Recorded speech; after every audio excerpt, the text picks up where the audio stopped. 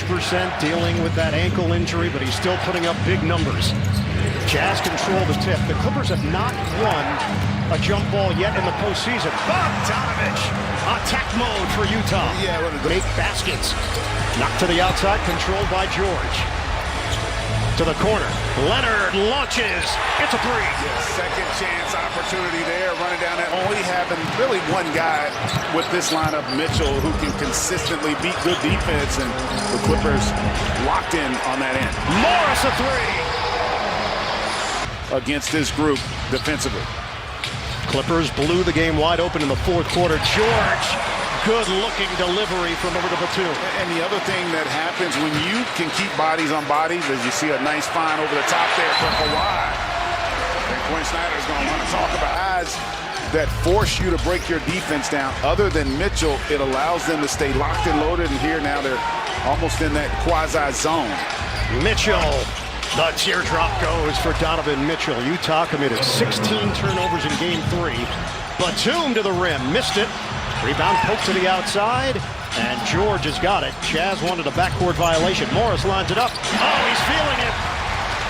Great sign for the Los Angeles Clippers with Morris knocking down shots from the perimeter. Yeah, and he's shooting it well. And boy, they've really shot it as they did in the regular season from 3, as well as you can shoot it. They get a foul here. It's going to be Reggie Jackson picking up the personal foul for LA. 41.4% as a team during the regular season. Number 1 in the NBA, 4th best all time. Yeah, that's an incredible number. And when you factor in the volume, you know, and how many they take per game, that really makes it even more incredible. Can Utah get offense from other sources? O'Neal trying to chip in with that left-handed layup. When you talk about the offense, they've got to get better defense. They have not defended well on this court thus far. Paul George, got him, a three. Another example of it right now. The Clippers are just a little more comfortable last game or so. Well, he's been aggressive. What I like about it, even when he didn't shoot it well in Utah, he got to the free throw line. That's, to me, a sign of a guy who's still confident, even if he's not making shots. PG-13, now in his 11th year in the NBA. When the Clippers paired up Paul George with Kawhi Leonard, they thought they could make a run at the NBA Finals last year. The heartbreaking loss in the Western Conference semifinals, leading Denver 3-1, only to fall in 7 games. That was such a focal point during the offseason around the NBA. Clippers have put it behind them. Coaching change, and believe they have the squad that can make their first run to the Western Conference Finals this year. Utah has made 3 field goals. They have 3 turnovers. Mitchell, a deep shot, doesn't go. And it's not just the inability to make them, it's the inability to get good looks. They're not getting quality shots here because they're playing in the half court against a loaded defense. And when you don't have a lot of guys that can get into the paint offensively, it makes it really tough here, and that's, again, solid defense. Double dribble there by Jordan Clarkson. And that is 4 turnovers early on for the Utah Jazz. They averaged 14.2 per game during the regular season. That was 18th in the NBA for a team that finished with the best record in the association. Now, there's been a problem for them in this game, or I should say in this series, particularly here in Los Angeles.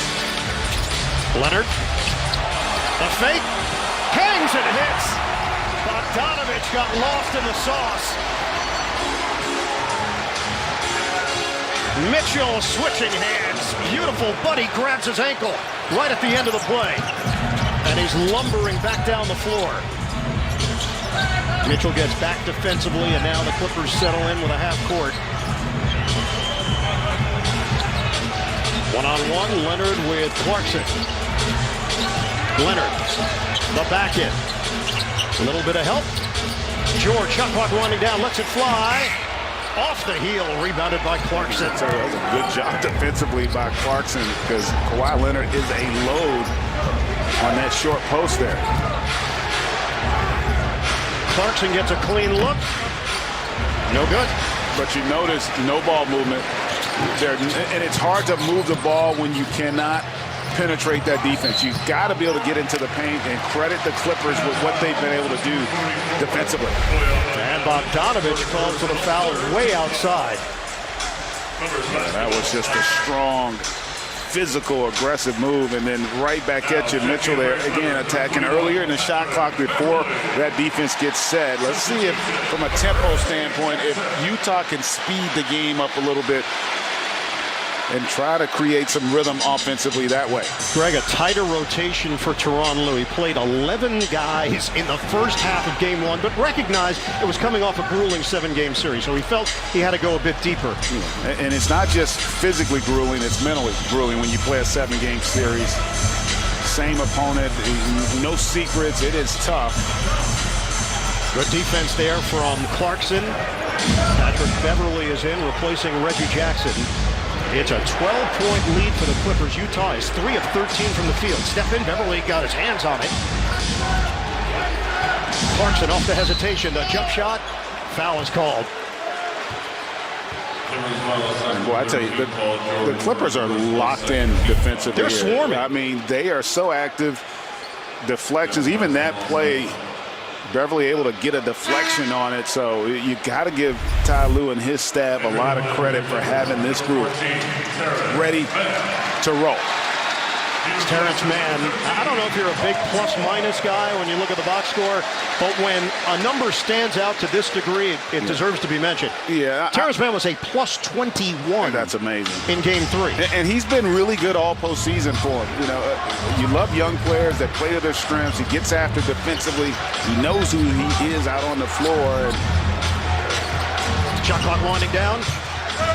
Chest.